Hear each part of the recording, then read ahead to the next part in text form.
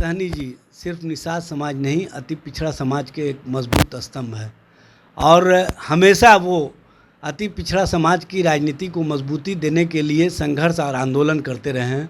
और उनके द्वारा जो ये फैसला लिया गया है, ये दोनों उपचुनाव में महागठबंधन को मजबूती प्रदान करेगा। महागठबंधन का जो पहले से राजनीतिक मजबूती था, उसको और मजबूती मिलेगा। सभी दल एक तरफ, भारतीय जनता पार्टी अकेले। इस उपचुनाव के परिणाम के बाद आप देखेंगे स्पष्ट रूप से राष्ट्रीय स्तर पर जो अभियान चलाया जा रहा है उसको और मजबूती मिलेगा। बिहार के 2 सीटों पे उपचुनाव हो रहे हैं, मोकामा और गोपालगंज। बीजेपी और आरजेडी के बीच सीधी लड़ाई है। आरजेडी ने दोनों सीटों पे अपने प्रत्याशी उतारे हैं।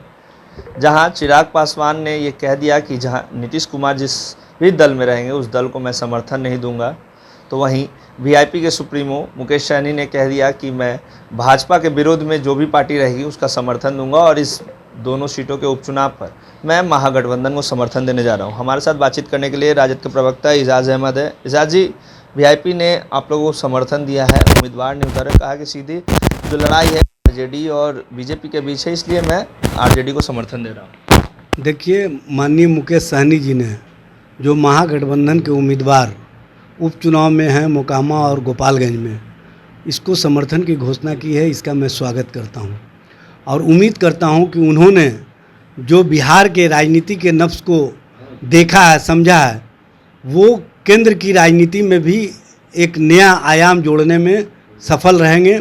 क्योंकि बिहार से जो राजनीति का एक संदेश निकला है, वो राष्ट्रीय स्तर पर सभी विपक्षी दलों की एका का जो संकल्प है महागठबंधन का, और माननीय मुख्यमंत्री नीतीश कुमार जी के नेतृत्व में जो सभी विपक्षी दलों की एकता का एक अभियान चल रहा है, उस अभियान को मजबूती मिलेगी और उससे राष्ट्रीय स्तर पर भी जो भारतीय जनता पार्टी के खिलाफ राजनीतिक संदेश जाना है, वो संदेश जाएगा स्पष्ट रूप से और इसका नतीजा बेहतर देखने को मिलेगा उपचुनाव के परिणाम में भी।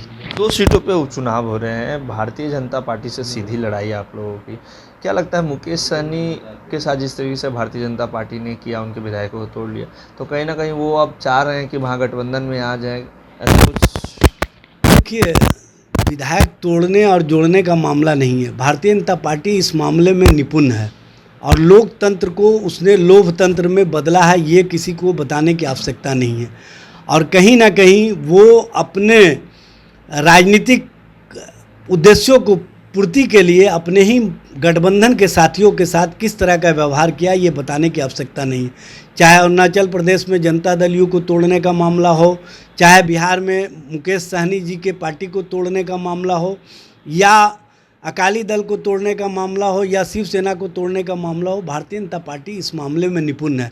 अब भारतीय जनता पार्टी अपने ही एलायंस पार्टनर के साथ किस तरह का व्यवहार करती है, ये बताने की आवश्यकता नहीं है।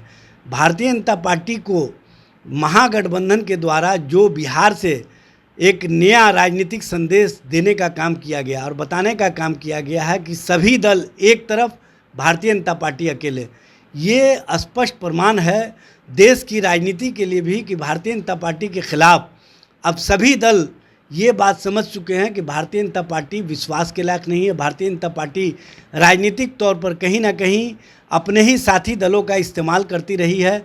इसलिए ऐसे दलों से बच करके जो बिहार और देश में राजनीतिक मजबूती सभी विपक्षी दलों की देखने को मिलनी चाहिए, वो देखने को मिलेगी। इस उपचुनाव के परिणाम के बाद आप देखेंगे स्पष्ट रूप से राष्ट्रीय स्तर पर जो अभियान चलाया जा रहा है उसको और मजबूती मिलेगा। और माननीय नीतीश कुमार जी, माननीय तेजस्वी प्रसाद यादव जी, जो लालू प्रसाद जी के संकल्पों के साथ आगे बढ़ रहे हैं, नफ़रत के खिलाफ मोहब्बत की राजनीति को, उसमें एक नया आयाम मिलेगा, एक नई धार मिलेगी और ये कहीं ना कहीं राजनीतिक आधार को भी मजबूती प्रदान करेगा।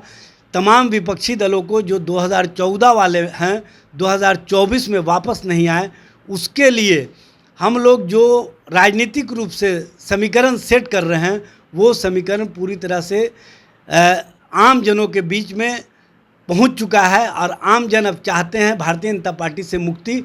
अब भारतीय जनता पार्टी से मुक्ति का जो संकल्प आम जनों का है, उसको अब विपक्षी दल भी महसूस कर रहे हैं। इसीलिए विपक्षी दलों की एरा मजबूती से आगे बढ़ रही है और ये 2024 के चुनाव के पहले नरेंद्र मोदी सरकार के खिलाफ मजबूती से एक आधार लेगा और इसी आधार आकार से हम नरेंद्र मोदी की सरकार को 2024 में उखाड़ फेंकने में सफल होंगे। निषाद समाज से आते हैं तो क्या लगता है अब निषाद समाज का भी वोटर आपके लिए आएगा, क्योंकि यहाँ बिहार में जाति को ज़्यादा महत्व दिया जाता है, तो एक निषाद का बेटा, कहते हैं हम निषाद के बेटा हैं, तो क्या लगता है उनका समर्थन मिलने के बाद क्या निषाद समाज भी आपके साथ आएगा? देखिए सहनी जी, सिर्फ निषाद समाज नहीं, अति पिछड़ा समाज के एक मजबूत स्तंभ है और हमेशा वो अति पिछड़ा समाज की राजनीति को मजबूती देने के लिए संघर्ष और आंदोलन करते रहे हैं और उनके द्वारा जो ये फैसला लिया गया है, ये दोनों उपचुनाव में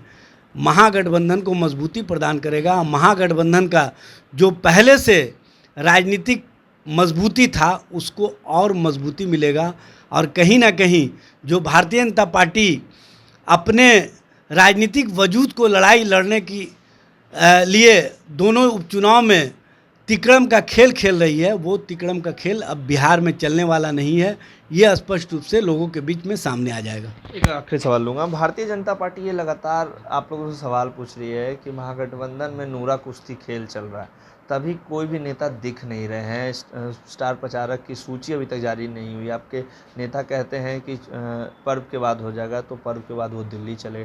कैसे लड़ाई लड़िएगा भारतीय जनता पार्टी से दोनों सीटों के लिए? देखिए, भारतीय जनता पार्टी से हम मजबूती के साथ लड़ाई लड़ रहे हैं। भारतीय जनता पार्टी खेमे में बेचैनी कितनी है ये स्पष्ट रूप से देखने को मिल रहा है कि 17 दिनों के अंदर दो बार केंद्रीय गृह मंत्री अमित शाह बिहार आए और बिहार आने के बाद भी उनको इस बात का पता चल गया कि बिहार में भारतीय जनता पार्टी का ज़मीन खिसक चुका है और भारतीय जनता पार्टी अपना आधार खो चुकी है, इसीलिए वो तिकड़म की राजनीति में लग गए हैं।